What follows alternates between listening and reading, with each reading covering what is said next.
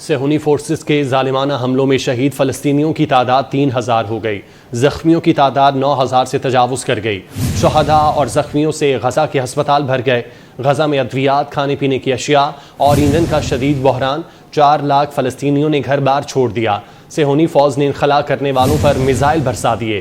سینکڑوں فلسطینی راستے میں شہید ہو گئے۔ اسرائیل کا غزہ پر بری فضائی اور بحری راستوں سے جلد حملہ کرنے کا اعلان۔ سربراہ اسماعیل ہانیہ نے خبردار کیا کہ حماس اور دیگر فلسطینی مزاحمتی گروپ اسرائیل کے ناپاک عزائم کو ناکام بنائیں گے۔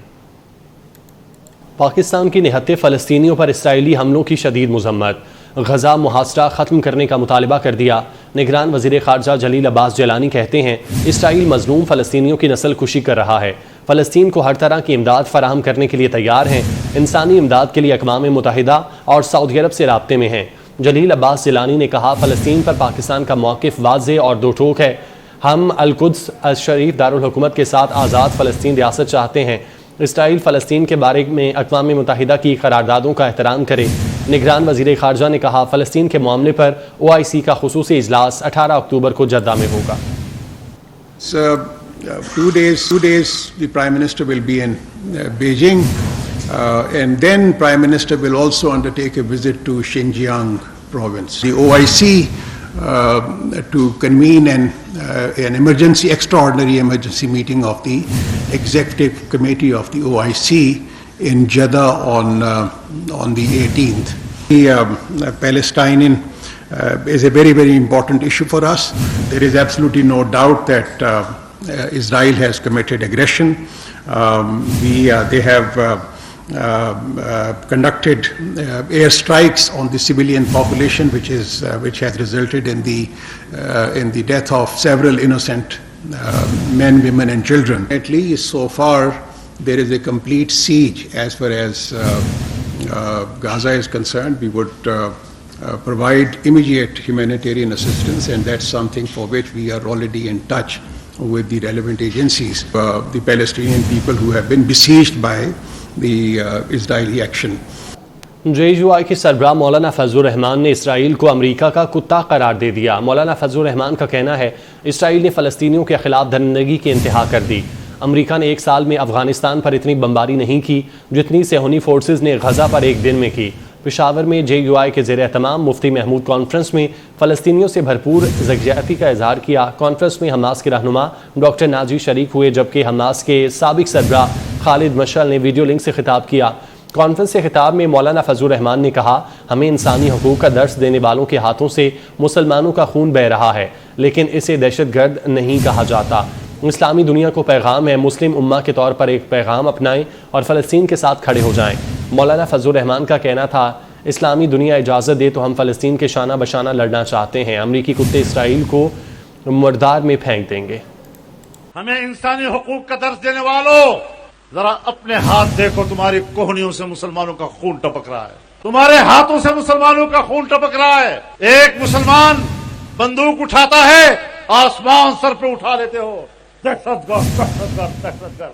اور یہاں اسرائیل، امریکہ نے 1 سال میں افغانستان پر اتنی بمباری نہیں کی جتنے کہ اس نے 1 دن میں غزہ پر بمباری کی ہے۔ اور اگر اسلامی دنیا کے ممالک اجازت دے تو ہمارا نوجوان وہاں مورچے میں آپ کے شانہ بشانہ لڑنے کے لیے بھی تیار۔ اسرائیل نہیں ہے، یہ امریکہ کا کتا ہے، بھاولا کتا جو مسلمانوں پہ چھوڑا گیا ہے ان کے چیر پھاڑ کرنے کے لیے۔ لیکن انشاءاللہ وقت آ گیا ہے جب اس ناسور کو اکھاڑ کر بحر مردار میں پھینک دیا جائے۔ امریکہ نے اسلام اور مذہب کے خلاف، مغرب نے اسلام اور مذہب کے خلاف وہی رول ادا کیا ہے جو کسی زمانے میں سوویت یونین ادا کیا کرتا تھا۔ امریکی وزیر خارجہ اینٹنی بلنکن نے سعودی ولی عہد محمد بن سلمان سے ملاقات کی۔ دونوں رہنماؤں کی ملاقات سعودی عرب کے دارالحکومت ریاض میں ہوئی۔ اسرائیل اور حماس کی جنگ کی صورتحال پر تبادلہ خیال کیا گیا۔ غزہ اور اسرائیل جنگ کے پس منظر میں امریکی وزیر خارجہ خطے کے ملکوں کا دورہ کر رہے ہیں۔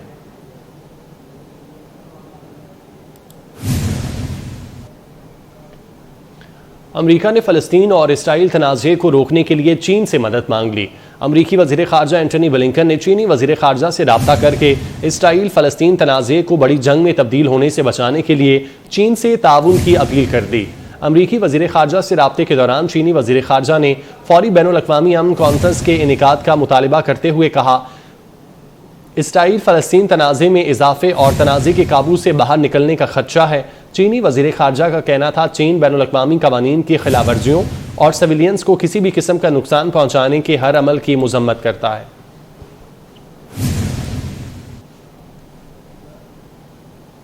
نگران وزیر اعظم انوار الحق کاکڑ سے نگران وزیر اعلیٰ پنجاب محسن نقوی کی ملاقات ہوئی، جس میں پنجاب سے متعلق امور پر بات چیت کی گئی۔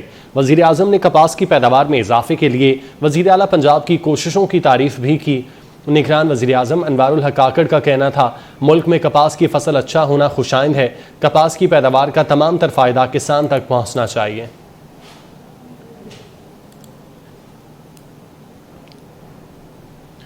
وزیر اعلیٰ پنجاب محسن نقوی سے پنجاب ہاؤس اسلام آباد میں وزیر اعلیٰ سندھ مقبول باقر کی ملاقات ہوئی۔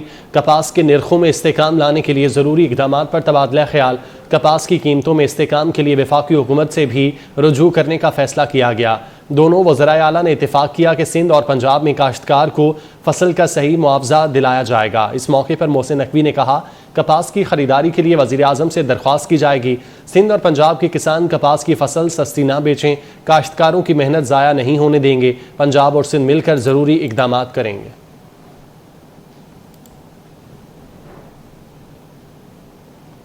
وزیر اعلیٰ پنجاب محسن نقوی سے نگران وفاقی وزیر national food security and research doctor Kausar Abdullah Malik کی ملاقات ہوئی۔ ربیع اور خریف کی فصلوں کی پیداوار بڑھانے کے لیے اقدامات پر تبادلہ خیال کیا۔ وفاقی وزیر کی وزیر اعلیٰ محسن نقوی کو پنجاب میں کپاس کی ریکارڈ پیداوار پر مبارکباد۔ وفاقی وزیر ڈاکٹر کوثر عبداللہ ملک نے ڈویژنل ہیڈ کوارٹرز پر پنجاب کابینہ کے اجلاس کے انعقاد کے اقدام کو بھی سراہا۔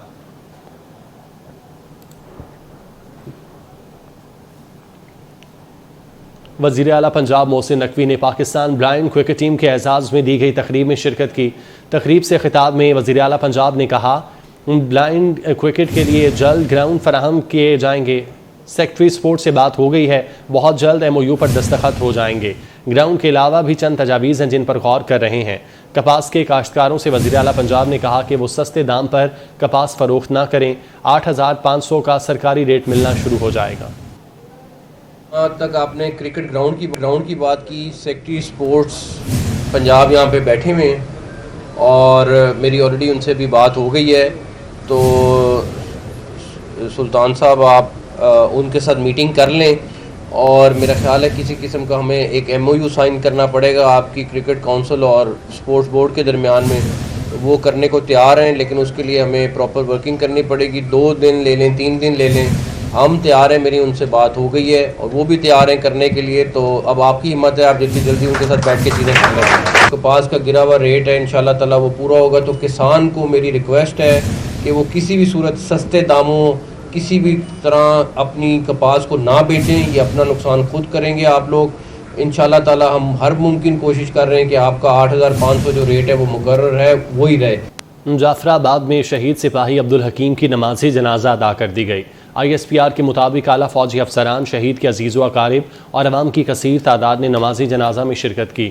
سپاہی عبدالحکیم شہید کو پورے فوجی اعزاز کے ساتھ سپرد خاک کیا گیا۔ جعفر آباد کے رہائشی 32 سالہ سپاہی عبدالحکیم 14 اکتوبر کو میر علی میں دہشت گردوں سے جھڑپ میں شہید ہوئے تھے۔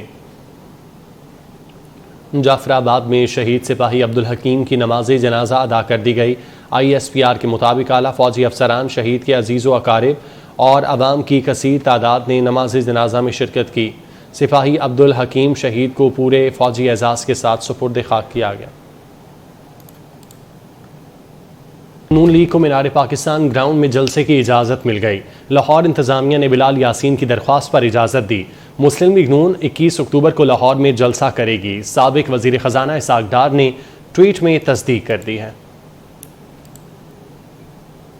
نون لیگ کی جانب سے 21 اکتوبر کو مینار پاکستان گراؤنڈ پر جلسہ کیا جائے گا۔ انتظامیہ سے اجازت مل چکی ہے۔ لاہور انتظامیہ نے بلال یاسین کی درخواست پر اجازت دی ہے، جبکہ سابق وزیر خزانہ اسحاق ڈار کی جانب سے بھی ٹویٹ کیا گیا جس میں انہوں نے تصدیق کر دی ہے۔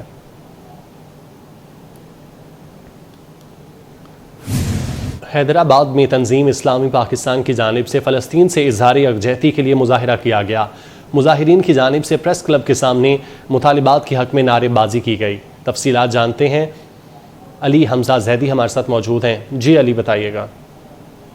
بالکل، فلسطینیوں کو اظہار یکجہتی کا سلسلہ حیدرآباد میں بھی جاری ہے۔ اس سلسلے میں تنظیم اسلامی کی جانب سے ایک مظاہرہ کیا گیا ہے جس میں فلسطین کے حق میں نعرے بازی کی گئی، جبکہ اسرائیل کے خلاف شدید نعرے بازی کی گئی ہے اور مذمت کی گئی ہے کہ جو مظالم اٹھائے جا رہے ہیں معصوم فلسطینیوں پر، اس کو روکا جائے اور فوری طور پر جو عالمی تنظیمیں ہیں انسانی حقوق کے علمبردار ہیں وہ اس کا نوٹس لیں، کیونکہ جو نہت کے فلسطینی ہیں ان پر مسلسل بمباری کی جا رہی ہے، ان پر حملے کیے جا رہے ہیں اور جو بچے ہیں، بزرگ ہیں، خواتین ہیں، کسی کا بھی احترام نہیں کیا جا رہا۔